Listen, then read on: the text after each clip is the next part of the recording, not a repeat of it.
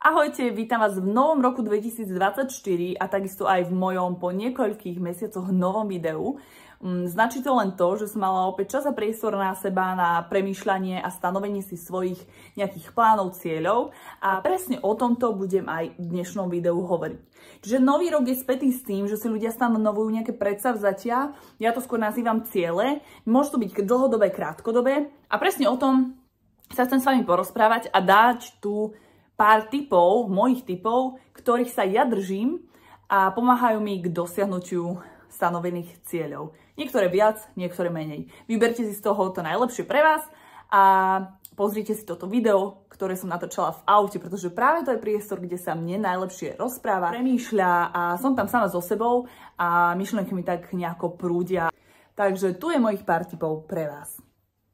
Mojím prvým tipom pre vás je, aby ste si svoje ciele, plány na nový rok napísali na papier, pretože čo vidíte pred sebou, na čo sa pravidelne pozeráte a čo si pripomínate, tak to sa nejakým spôsobom aj deje, hej? Že myslíte na to, stále nezabúdate na to, že máte čoho sa máte držať a môžete si tak overiť, že už ste niečo dosiahli, už ste sa niečo opäť nové naučili, že ste niečo skúsili, aj keď to možno nevyšlo, ale skúsili ste to a to je odrazový mostík na ďalší nový rok, dajme tomu. A viete si tak aj odfajknúť, že áno, super, toto mám za sebou, že wow, že veď ja som to už pred 5 rokmi plánovala, až teraz som sa k tomu dostala. Ja som tak našla svoj starý zoznam vecí, ktoré by som chcela skúsiť. Medzi nimi bolo, že chcem vyskúšať byť letuška, dajme tomu, alebo chcem vyskúšať učiť, čo aktuálne teraz robím.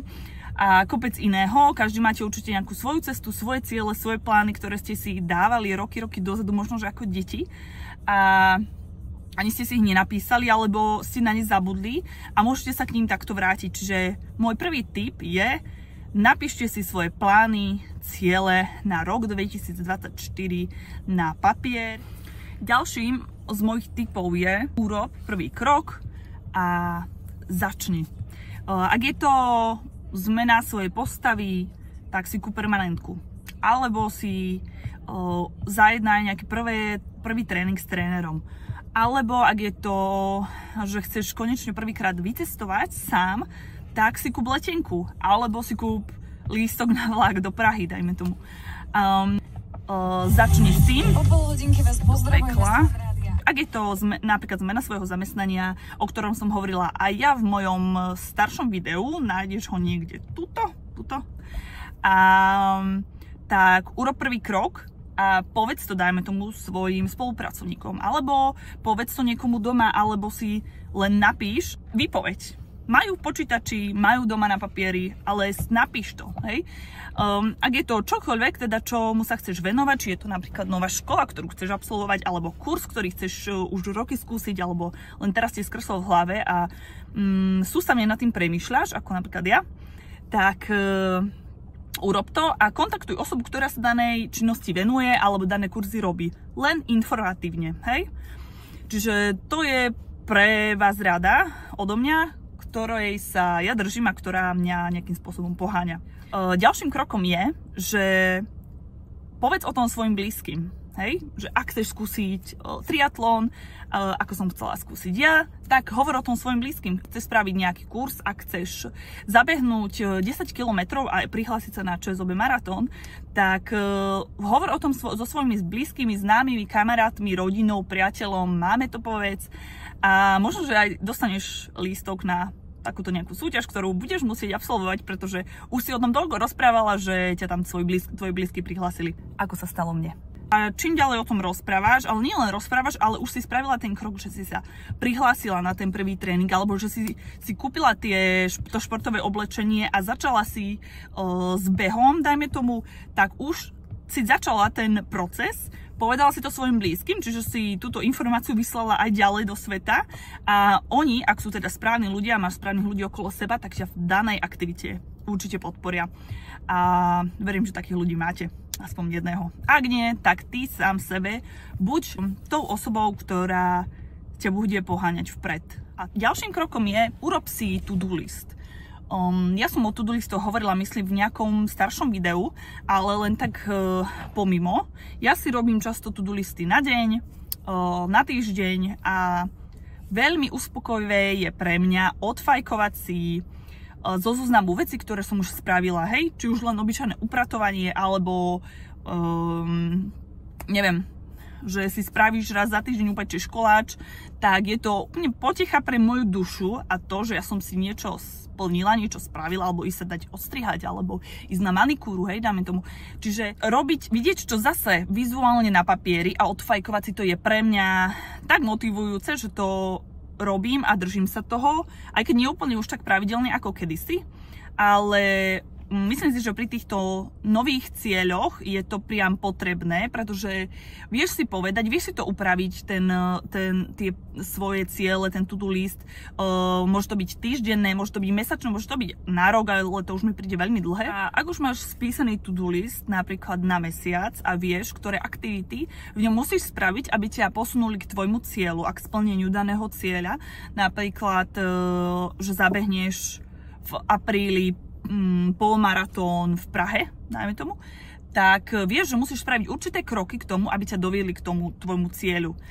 Už si kúpila lístok, alebo tvoji blízky ti kúpili lístok. Už si kúpila oblečenie, tenisky, teda tú časť, kedy sa namotivuješ k tomu spraviť a zvládnuť ten polmaratón alebo maratón, si len spisuješ, dáme tomu tréningový plán, ako budeš ty behávať a čo budeš kvôli tomu preto robiť, aby si úspešne ten polmaratón alebo maratón zvládla. A toto môžeš aplikovať pri akýchkoľvek svojich cieľoch.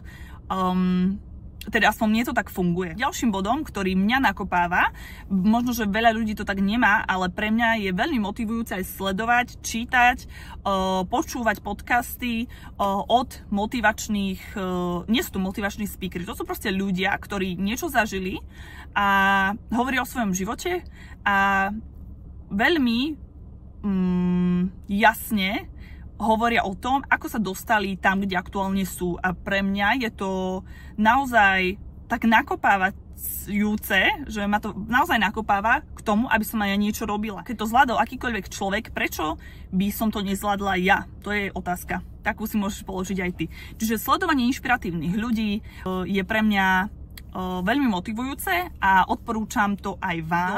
Do podpisu vám možno zazdieľam aj nejaké podcasty, ktoré sú pre mňa inšpiratívne, knihy, ktoré sú pre mňa inšpiratívne a ľudia, ktorých sledujem.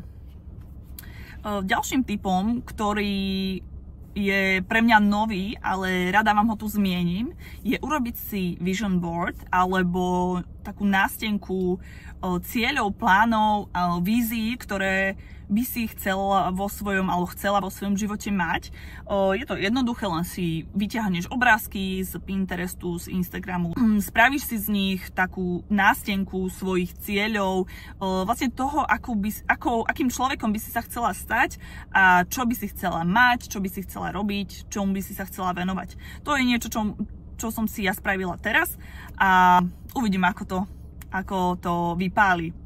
No a posledné, čo vám chcem zazdieľať v tomto videu, je to, že nebuďte na seba príliš tvrdí. Ak vám niečo nevíde, alebo ak zistíte, že to, čo ste spravili, nebolo pre vás, tak nič sa nedeje. Každý sa učíme zo svojich chýb a už len to, že ste odvážni zmeniť niečo vo svojom živote a byť niečo mimo toho priemeru ľudí, ktorí robia každý deň to isté a nemajú vo svojom živote výzvy, tak už to je obdivuhodné, to je to slovo.